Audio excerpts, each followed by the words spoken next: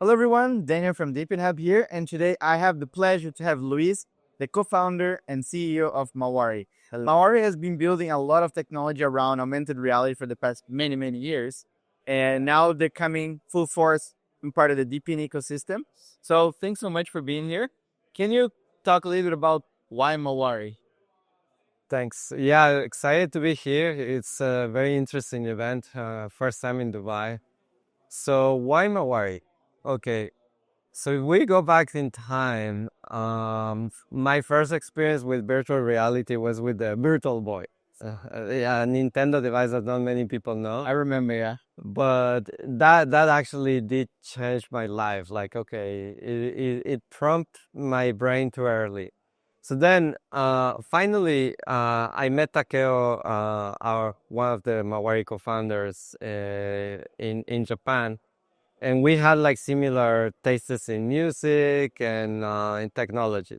And one day we were like, okay, so we need a technology art festival that challenges what's possible in to do in the world, and we co-founded Mutech in Japan.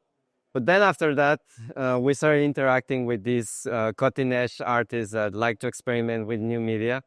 And the common factor back in 2017 is we want to do something with virtual and augmented reality, but we can't.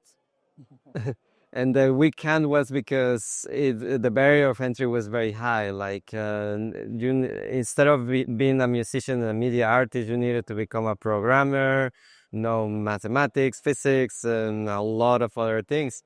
So that's when we thought, okay, there may be something there. So then, but then always Takeo, I love Takeo. He's our chief futurist officer. He was like, you know, I want my children to see their grandma in 3D because she's not gonna be here when they actually grow up and they understand that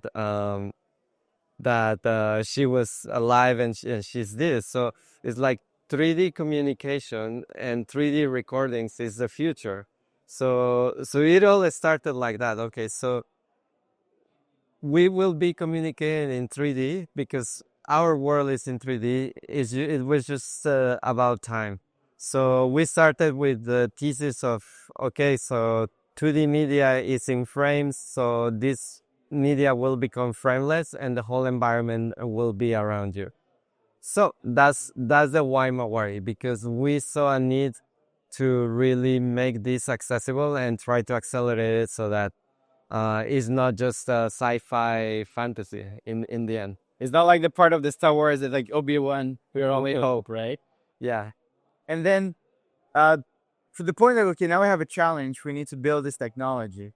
But the technology doesn't really exist. There's a lot of challenges, right? You guys are all based in Tokyo then, right?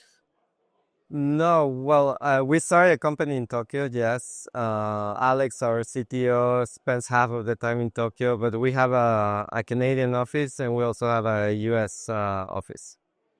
So we have a very distributed team.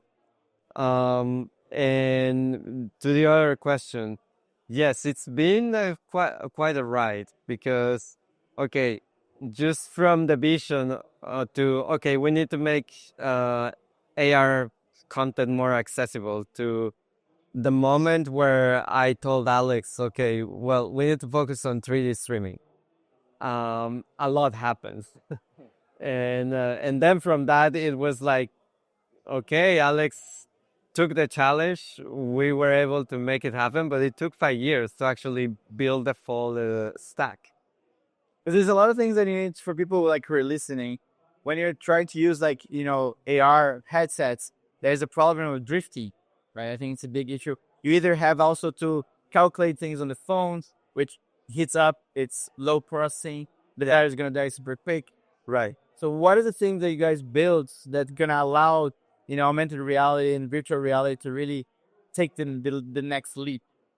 Okay, so I'll get a little bit technical. So first of all, okay, so 2D content is streamed by video and pixels. Okay, that's a pipeline that exists for many years, but we have 3D content. We are adding an extra dimension, and 3D content has vectors, has a very different topology. So right now, video games or game engines actually render pixels because the output is a 2D screen. But when the output is an XR headset, you need a new format. So that's where we started. Like, okay, let's create a format that is AR native. And that's what gave us the hint. Okay, so we need to create a three streaming. So that's the first part of what we built. Then now that we have a 3D streaming format, is okay. So how do we pass it through a network, and how do we make it work on the server? How do we make it work on the headset? It includes actually, compression, encoding, decoding, a lot of things that already were kind of default on the game engines. But in short, we had to reverse engineer a rendering pipeline to make it into modules so that we could actually stream what is important and then the headset to receive. So think about like, okay, so we've been called the MP3 of AR. So it's just a core technology that allows 3D content to be streamed into a lightweight format into AR devices. That's the first part that we built. That's a lot of things. It's a lot of this, yeah. Then the second part. Okay, so once we started gaining traction because it is a good technology, we gained traction with telcos, and telcos started introducing us to gaming companies, to very high-profile companies. They ask us, okay, so can you really scale the use case? And in theory, we say yes. We just go to AWS and we go to Google Cloud and we tell them we need X amount of GPUs in each city, and we just pay you. And then when we actually started talking to AWS, it's like, oh no, if you really need edge, we don't have that many, and we don't have all the regions, and so on and so forth. So then we were at a crossroads. Okay, so we spent close to 5 years on building this core technology, but now we cannot scale it. So Alex, which is here, I told him, well, we need to do something about this. Come say hi. So yeah, come over. The CTO of Mawari. He's the CTO of Mawari. Can you sit? Okay, so just come. Just say hi. Yeah. Hi, everyone. So he's a crazy guy that always follows and my challenges and actually makes them reality. Technology. So I told him, okay, so now we need to build a network. And he's like, are you sure we're creating a company, a second company? And it's like, well, do we wait until AWS fix the problem, or do we try to do it on our own? Well, here we are. We have Mawari Network. We built something that could be called DePIN, but it was even before DePIN. It's a distributed network of GPUs that serves a specific purpose of scaling our technology. I really like the companies that come to the project. The problem that I have a product that's very valuable, and I can clearly see demand on that problem.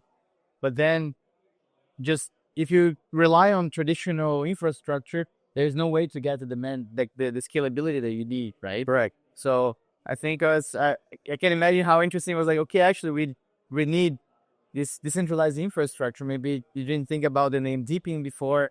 I don't know. What was the time that you guys realized, okay, we need to get to the decentralized infrastructure? And then the second time, like, how does that get into the crypto side of things? Okay, so that's a very good question. So when I told Alex we need to build a network, I did a lot of research, travel around Silicon Valley and other places to understand what's out there. And we discovered Render Network and Helium. And you are a live testament of how Helium was able to scale, right? So to us, that was very inspiring. It's like, okay, so a network can actually be scaled through community effort, through bootstrapping that way. So that was the hint to me. But and the other hint is like, well, we need a distributed network. So we were not even calling it decentralized. It's just distributed compute because we need low latency. So if you're in Lisbon, we need a network of GPUs in Lisbon, because if we do it in Spain, then maybe the round trip latency is not good enough for providing a good experience, right? So, but to build a distributed network globally, it requires billions, if not trillions of dollars, Yes. that even AWS is not willing to spend. So we need a lot of third-party providers that can join the network. So that's where Web3 and decentralization come into play. Like the only way to really align the incentives and keep that transparency layer is through blockchain. And that's when we said, okay, so we need to launch a Web3 decentralized cloud rendering network for our use cases. And we joined the Outlier Ventures to solidify the thesis. It's quite a journey, right? Like from starting like a music festival and then trying to be like technology and then they realize that the only way that you can scale that is by Web3 and getting like the community evolved. And what are you guys right now? What is the thing that you're looking for the next few months? Okay, so yeah, it's been quite a ride. Luckily, we managed to survive all these years, so that gives us a very good knowledge, I would say, and know-how of what works and what doesn't work in XR per se. We have seen, just like crypto is the third wave right now, we have seen three waves in XR. So what's next? Okay, so next month oh no, actually we're already on May. So Today is 1st of May. yeah, so the 1st of May. So this month on May 27 in Osaka, we're unveiling our first commercial deployment of XR AI agents with a railway company. So it's a multi-year contract. If things go well, we will be deploying these agents to more than 200 stations. They have also shopping malls, etc., etc. And it's just the entrance, because they do see in the very near future, like just like we have these Ray-Ban glasses, they do have that vision that maybe in 2-3 years, these glasses have a display and they will be your personal assistant to know what train station you will go to. Like you have your AI agent as a person and guide you, tell you what to eat and so on and so forth. So that it's interesting enough. It's a very old railway company, but they're so forward looking that they just decided to partner with us and we're super excited. So May 27 is the beginning of something that could be really, really, really huge. And the other big milestone that we have right now, as I explained in the panel, we're launching what we call a DIO, a decentralized infrastructure offering. We are offering this to the community. The community can join and run our garden nodes. We specifically didn't want to call it a node sell because we're not selling the nodes. We're actually selling licenses for you to operate and contribute to the networks. And we want to create a sustainable ecosystem. So this is why we actually decided, okay, it needs to have a very different name. We came up with the DIO name, and now we even have a song. Yeah, you got to check the song because it's super catchy and keeps in your brain. And I close my eyes, I can hear the song going on and on. And yeah, I mean, I spent a lot of time also talking to you guys, understanding Mawari and understanding the VR ecosystem. And it's definitely something that's coming. It's going to become, I think, mainstream in a few years. Like technology for augmented reality is really hard, but it takes a lot of time to take companies like Mawari. They're trying to like really push the boundaries, right, of what's possible for them then become something that you have in your glasses. I really like the idea that you guys are doing in Japan, because if you've ever been to Japan, those don't speak Japanese. The infrastructure is very complicated. There's many companies. So having someone like a little AI agent that can speak all the languages, you can just ask questions, I think is a really, really good use case. But I'm really excited about the future of augmented reality, as I can see that Mawari can be the infrastructure. It's going to be the same sort of infrastructure that relies on Netflix nowadays, but much, much bigger, right? Because Netflix is streaming movies. You guys can be part of people's lives on a daily basis. Correct. So just think about with the DIO from Mawari right now, people can participate on this device sales, the Guardian Node sale.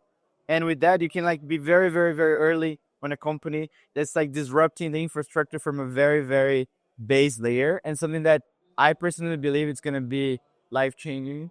So it makes sure that you don't miss that opportunity. It's coming quite soon, right? Correct. All I can say is that very boldly, the internet is outdated already and it needs a new infrastructure. And we're building it first. So if you join us and we scale much faster than the hyperscalers, they won't have a chance because they're right now focused on what makes money today, and we're focused on what will make money in the future. Exactly. And don't get me wrong, we're already making, we have clients, but we're building something that will be impacting everybody's life. So think about, yeah, like you will have a personal assistant just as you do Google search. And that personal assistant needs AI inference. And that AI inference will go not to the cloud, but to edge devices. That's what we're building here. No, it's amazing. I think it's an opportunity of, I now you say I'm saying an opportunity of a lifetime in a way, because I got super excited about that. And I talked to a lot of people, a lot of projects, and not just the Mawari people. And so many people are saying that in the near future, you're not going to have like computers with monitors anymore. You're not going to sit down desk all day, just like type in the computer the way they do right now. Things are going to be much more dynamic. And I think that's where we're going to. Like, it's not a sci-fi movie, like very soon it's going to become reality. It is not anymore. And a hint I can give everyone is like, we actually relate to sci-fi movies for everything. Okay, when it comes to AR, is either Blade Runner, Minority Report, Ready Player One. There's one new one from this guy Ryan Reynolds that is also about AR. But with AI, we think Terminator, we think The Matrix, etc., etc. And it was very dystopian in the end with the Terminator. So when ChatGPT was released, it was that aha moment. I mean, AI had been built in the background for so many years, but the mainstream market didn't have the awareness of, oh, it's here today.